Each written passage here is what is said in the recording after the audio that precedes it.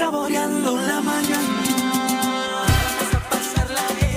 Ya empezó el mejor programa. Cocinando con sazón. Diversión en la mañana. Saboreando la mañana. Saboreando la mañana. Vamos todos a saborear de la vida por la mañana. Una fiesta que vivirás en la tele desde tu casa. Que comience la diversión. Que se acabe el aburrimiento. Desde Quito para Ecuador. El mejor entretenimiento. Vamos a pasarla bien. Ya empezó el mejor programa. Cocinando con sazón. Diversión en la mañana. Saboreando la mañana. Saboreando la mañana. Saboreando la mañana. La pandemia del coronavirus llegó para sumar nuevas patologías. A menudo se conocen nuevas secuelas que pueden quedar en aquellas personas que contrajeron las variantes del virus. Si bien hay muchas hipótesis y estudios llevándose a cabo, la Organización Mundial de la Salud aseguró que 1 de cada 10 personas que superaron el COVID-19 siguen presentando síntomas semanas y hasta meses después de haber sido diagnosticados. Se estima que al menos el 10% de las personas que han tenido el virus tendrán síntomas persistentes que no desaparecerán por meses. Entre las secuelas post-COVID que afectan la vida diaria de quienes lo padecieron están los dolores de cabeza y migrañas, potenciando problemas de descanso y falta de memoria, cansancio y fatiga, generando dificultades en el día a día, dolores musculares y articulares. Los dolores en los hombros y espaldas son los más comunes, aunque pueden impactar a cualquier articulación del cuerpo. Secuelas cardíacas. Según estudios, un porcentaje pequeño sufre palpitaciones y taquicardia recurrentemente. La pérdida de olfato y las secuelas respiratorias son otras afecciones que requieren evaluación clínica para prevenir enfermedades crónicas.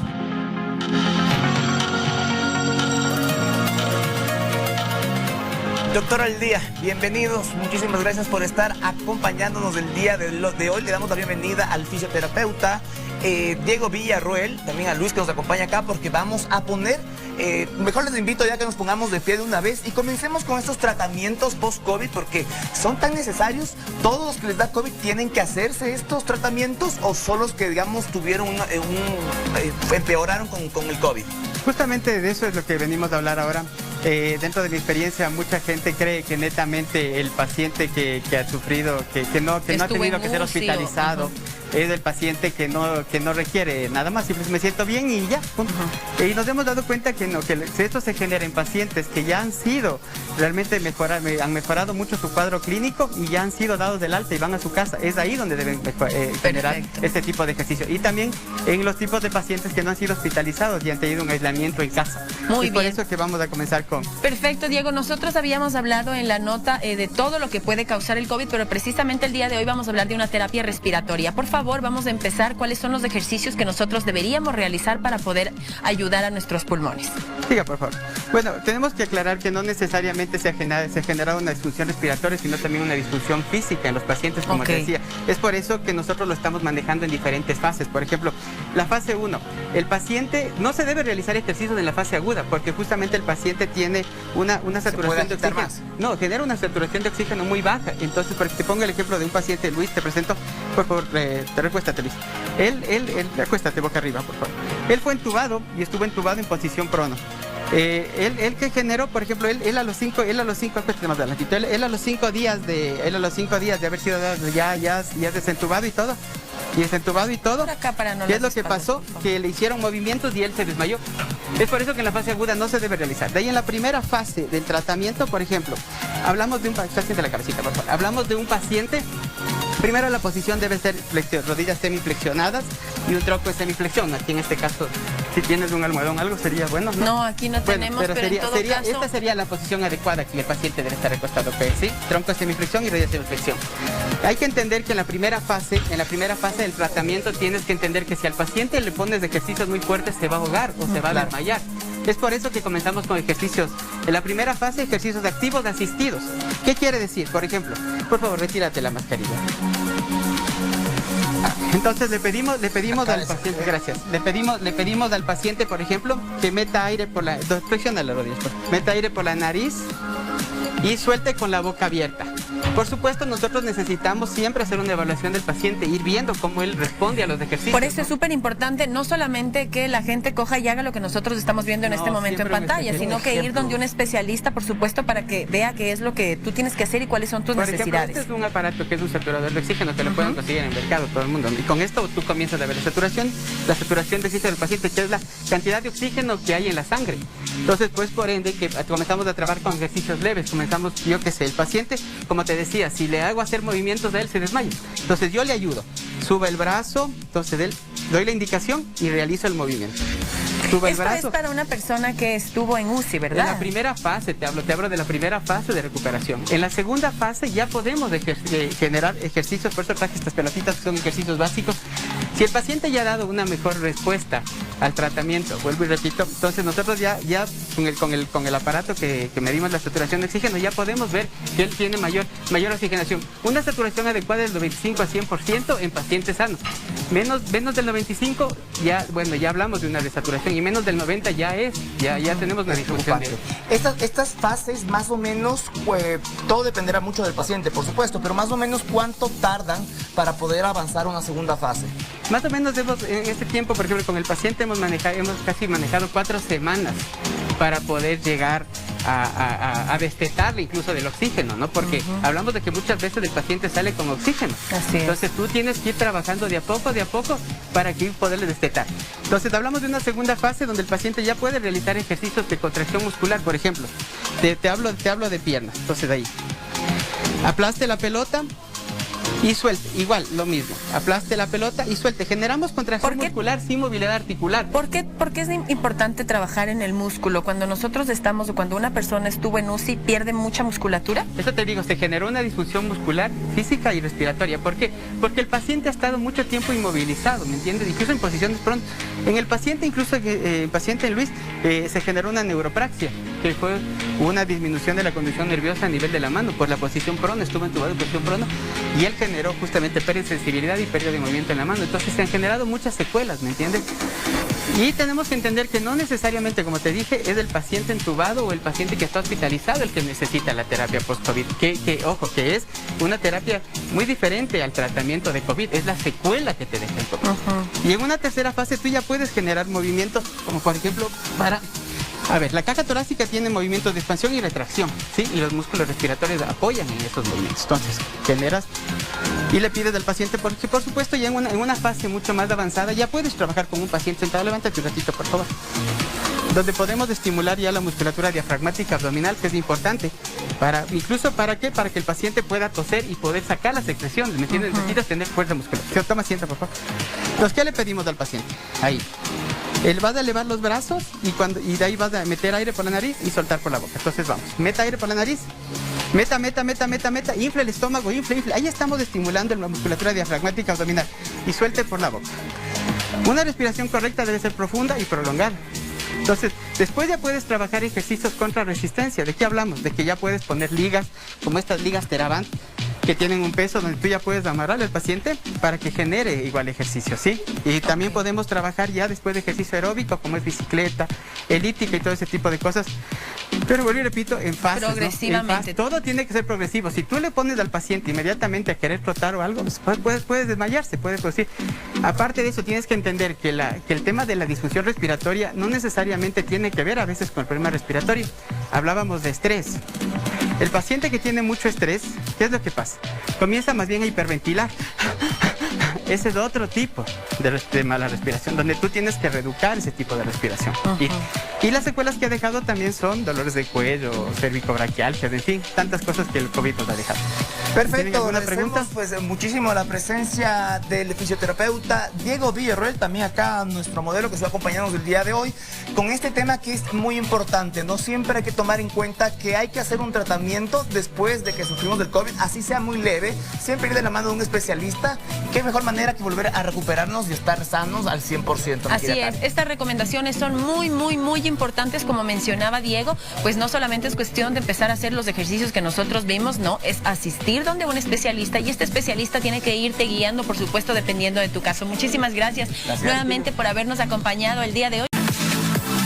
Cuidando tu bolsillo, el segmento que más nos gusta, el segmento que más nos ayuda. Bienvenido, Juan Carlos Tobar, gracias por estar junto a nosotros, nuestro consultor. Y lo anunciado, ¿no? ¿Es posible llegar a fin de año sin deudas? ¿Es posible respirar un poquito antes del final de este año? Mi querido Juan Carlos, bienvenido. ¿Cuáles serían las estrategias que tú recomiendas quizá para llegar al fin del 2021 más bajito en deudas, menos ahorcadito, digamos? Bueno, primero un saludo para todos los televidentes, un saludo para cada uno de ustedes. Si es posible, Esteban, pero definitivamente tiene que haber un proceso. ¿Ya? Y aquí tú te necesitas dos acciones: control y disciplina. Si tú no tomas una planificación de tus gastos financieros, ¿cómo sabes qué quieres eliminar?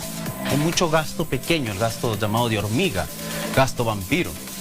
Suscripciones, comisiones bancarias, los vicios, los cigarros, todos estos gastos que te consumen. La primera pregunta que debemos hacernos es: ¿cuánto cuesta tu tranquilidad? ¿Llegas tranquilo a fin de mes? ¿Sobrado con tu saldo?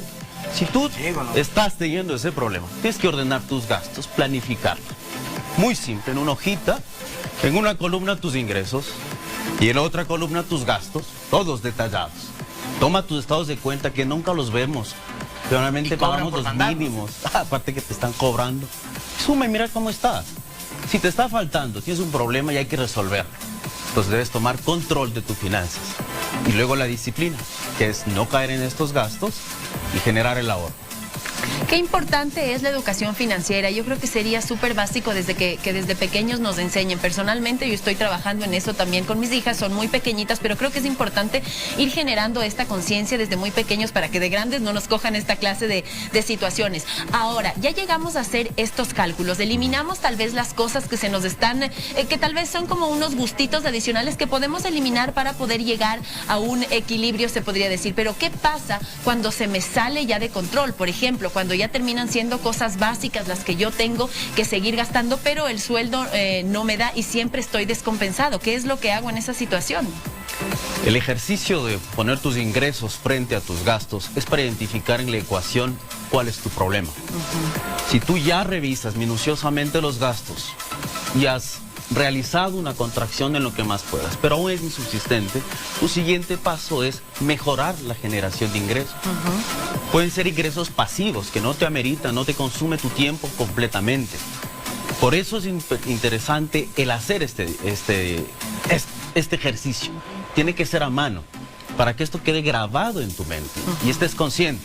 Entonces, cuando mañana tú ves y vas a tener una suscripción en estas aplicaciones, en nuestro streaming de comida, que te van a dar 10-20% de descuento, te dices: a ver, pago esos $6, pero esos $6 no son 6, porque te están llevando a hacer consumos de comida innecesaria. Bueno, aquí Esteban sabe muy bien que cocinar en casa es mucho más económico y saludable. Entonces, la pregunta siempre frente a cada gasto es si es realmente necesario, si puedes o no puedes vivir. En la pandemia nos encerraron 15, 16 días al 100%. ¿Dejaste de salir al karaoke, tomarte unos tragos? Sí. ¿Pudiste vivir? Sí. ¿Dejaste de salir a comer en restaurantes? Cualquiera que sea, si sea carreta, de afuera de la calle. Sí. ¿Pudiste seguir viviendo? Obvio que pudiste. Ese es el análisis que debes hacer antes de ejecutar cualquier gasto. Y en el tema de personas que ya, digamos, tenían una deuda con el banco, una deuda que lo utilizaron para un negocio y todo, para emprender, por decirlo así, y claro, pagaban cuotas, llegó la pandemia, no generaban los negocios la misma cantidad, no podían pagar las cuotas, hubo una ayuda, entre comillas, de donde 6 meses no pagabas, pero ya se acabó eso y vienes a pagar. Conviene hacer un refinanciamiento de esa deuda que a la final me bajan las cuotas, pero me sube de nuevo el interés, como para llegar menos apretado a fin de año. ¿Es factible eso? Sí, definitivamente. El ejercicio lo que te permite es decir cuánto tienes disponible al final del mes. En esto tú debes considerar los pagos mínimos de la tarjeta de crédito, que son pagos eternos. Si tú tomas una sola operación de crédito pactada, 24 cuotas, 36 cuotas, sabes que esa deuda se extingue en 2 años o en 3 años.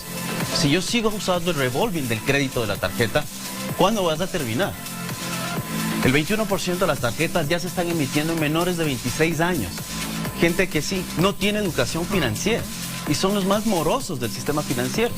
¿Por qué?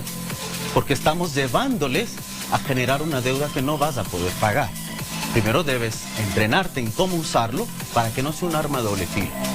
Puedes empaquetar la deuda y trazar las cuotas claras que vas a pagar. No va a haber sorpresa de este año toca pagar más o menos. No, es una cuota. La deuda promedio en el sector financiero es de $5,000. Eso a un crédito de 2 años son cuotas de 211. A 3 años de 170. Pero tu pago mínimo es de 400. Entonces, ¿te está dejando liquidez si haces una sola operación? Sí, pero rompe la tarjeta. No aceptes las siguientes llamadas. Eso es a lo que me refiero, control y disciplina. Es que lo que pasa es que yo creo que la gran mayoría de gente cree que su tarjeta es una extensión de su sueldo, sin darse cuenta que en realidad no. Tú tienes que gastar después de todo lo que tienes tu 10% para tal vez una que otra cosa que quieras hacer. Si estás en un momento de, o sea, en una situación bastante bien, tu 10% estaría bien. Pero ese es el problema, que la gente no llega a calcular y simplemente llega el fin de semana y como tú lo mencionas, pido comida, salgo a un lado, salgo a otro y después digo, ¿de dónde me salieron tantas deudas y por qué tengo mi tarjeta a reventar? A cortar la tarjeta si no sabes manejarla. Definitivamente. Es el ejercicio. Revisa tus gastos. En comisiones bancarias, por no caminar unos pasos más, estamos pagando comisiones en el cajero. Esos son los ahorros que te están desangrando. Para los fumadores, $2 gastarás al día entre los aceites de vapor o el tabaco. Pues sí, son $760 al año que estás gastando. Ahí están tus vacaciones. Y eso es importante, uno también tiene que aprender. Yo quise ahorrarme un poco de plata y comencé a cancelar suscripciones que me enviaban la revista que tenía un precio. La tarjeta de crédito me mandaba el estado de cuenta y esa emisión tiene un precio, pedí que me la manden al mail. Comencé a ajustar muchas cosas que eran goteritas que tenía y me ahorré como $60, $80 cada mes por tanta fuga que tenía, que uno pagaba un seguro por aquí, que no lo utilizabas y todo. Entonces también una muy buena forma de ir como cortando estas fugas. Sí, tú ahorraste $960 al año. Wow. Cuando tú lo tomas y dices, son 5, son $6, no notas, pero multiplica. Tu ahorro son 960, te permite salir de vacaciones con tu familia. Acá te programa un gasto. No endeudarme con la tarjeta, divertirme en la playa, en cualquier lugar, y luego regresar con un problema de diferido de 6 o 12 meses hasta el otro año. Error. Siempre debo ahorrar para consumir. Mi mujer se ha pasado todo este segmento diciendo, ya ves. Así les gusta a Carlita, yo le veo haciendo señas. Pero bueno, dejemos un ratito de lado lo de las tarjetas. También a veces malgastamos el dinero, gracias, mi amor, malgastamos el dinero y no nos damos cuenta en un tema de servicios básicos, por ejemplo, ¿no? Servicios básicos, sí tiene una pequeña fuguita la llave de agua del inodoro, o me olvidé prendida las luces. Yo creo que se debería hablar también del tema servicios básicos, de trazar alguna estrategia que finalmente siempre termina traduciéndose en un ahorro, ¿verdad? Sí, lo que te hablaba de control y disciplina. Parte de esa disciplina es este ejercicio de cada gasto.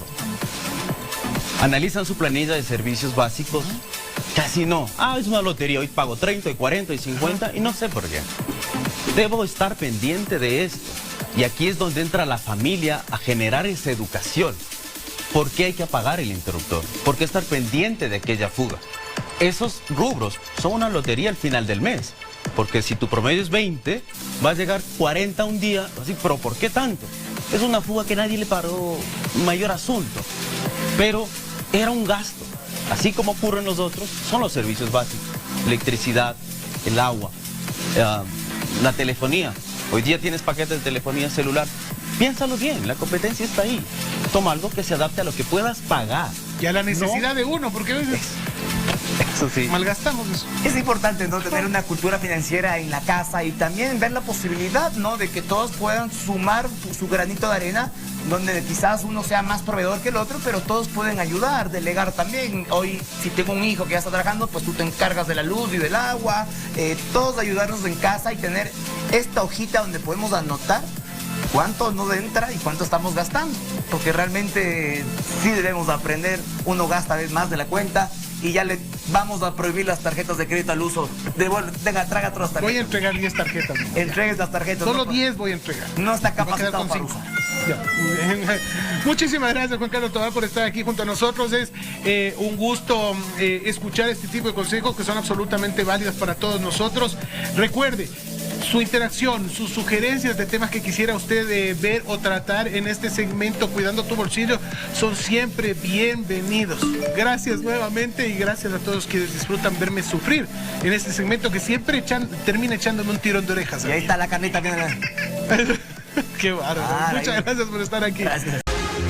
5 errores a la hora de entrenar. 1. No hacer un calentamiento. Realizar un calentamiento previo es fundamental. Este es uno de los errores más comunes, incluso personas que llevan tiempo haciendo ejercicio lo pasan por alto. Si quieres evitar lesiones o molestias a la hora de hacer algún tipo de actividad física, debes comenzar con ciertos movimientos de articulaciones. Trata de introducir una pequeña cantidad de cardio a tu rutina. 2. Saltarse las comidas. Pensar que vamos a bajar de peso más rápido si dejamos de comer cuando estamos entrenando es malísimo para nuestro cuerpo, ya que este entra en un estado de alerta, se vuelve más lento y cansado, haciendo que los entrenamientos sean menos eficaces y tengamos un mal rendimiento. Todo esto hace mucho más difícil que quememos esas grasas de más. El truco es comer saludable y controlar las cantidades que consumimos. 3. Hacer los ejercicios de forma incorrecta. Es muy importante que nos fijemos bien en cómo se hace el ejercicio y escuchar las indicaciones que nos dan los entrenadores. Si hacemos esto de manera inadecuada, el ejercicio no va a ser efectivo y además tendremos riesgo de lesionarnos. Algo que nos puede ayudar es colocarnos enfrente del espejo cuando tengamos dudas. Así controlaremos mejor la posición y la haremos de manera correcta. 4. Realizar siempre el mismo entrenamiento. Puede que al principio nos funcione bien, pero con el paso del tiempo el cuerpo se va acostumbrando y no obtendremos ningún tipo de resultado. Es muy importante variar los ejercicios y la dinámica de nuestro entrenamiento. Lo mejor es realizar diferentes clases cada semana. Combinar un poco de zumba, yoga, salsa o pilates. Recuerda que nuestro cuerpo es muy inteligente y nos va a costar más quemar grasas si siempre hacemos lo mismo. 5. Descansar demasiado. Si queremos perder peso, descansar demasiado entre ejercicio y ejercicio es un gran error. Trata la manera de trabajar con intervalos. Por ejemplo, haz 30 segundos en alta intensidad, 20 segundos en una intensidad media y 10 de recuperación. Evita descansar más de un minuto, ya que las pulsaciones comienzan a bajar y no estaremos activos durante toda la sesión de entrenamiento. En realidad son muy buenos tips: calentamiento, estiramiento, variación, alimentación. Son un conjunto de cosas si uno quiere cumplir con sus objetivos. Muchas veces sucede lo que se mencionaba en la nota, el momento que empiezas a entrenar dices, ok, ya no voy a comer nada y con esto voy a bajar mucho más. No, lo único que causas es que tu cuerpo entre en una alerta y por supuesto decida guardar absolutamente todo porque dice, no, después no me da de comer y ahí sí, ¿qué hago? Entonces, claro, el metabolismo también se vuelve un poco más lento. Así que si quieren bajar de peso está perfecto, un déficit calórico va bastante bien, pero siempre démosle alimento a nuestro cuerpo. Importantísimo, y descanso.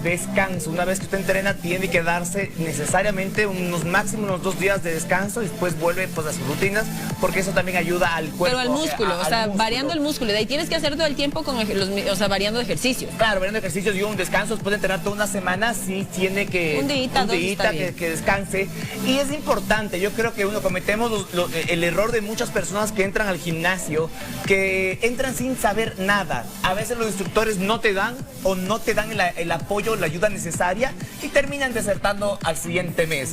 Pregunte con confianza, nadie nace sabiendo, usted puede ir a aprender, pregúntele a alguien el tema de la posición y poco a poco usted ya le va a coger gusto. Y si es que no le gusta el gimnasio como otras personas, hay tantas disciplinas que uno puede practicar. O sea, excusa para no hacer deporte No hay. No hay. ¿Qué dice usted, mi querido gordito? Yo aquí escuchando a los expertos, pero bueno, ya me mandan a hacer gimnasia financiera, ahora otra gimnasia, ya va a tocar hacer una de las dos, ¿no? Una de las dos al tiempo, gordito. Voy a empezar con gimnasia emocional primero. Pero usted le entra al básquet, ¿no es cierto? No he jugado un buen tiempo, desde la pandemia me lesioné el hombro y ahí se complicó todo. Claro, el gordito estaba jugando básquet y eso es lo importante también lo que se mencionaba, el estiramiento, el calentamiento para no tener esta clase de lesiones y tener que parar como nuestro querido gordito.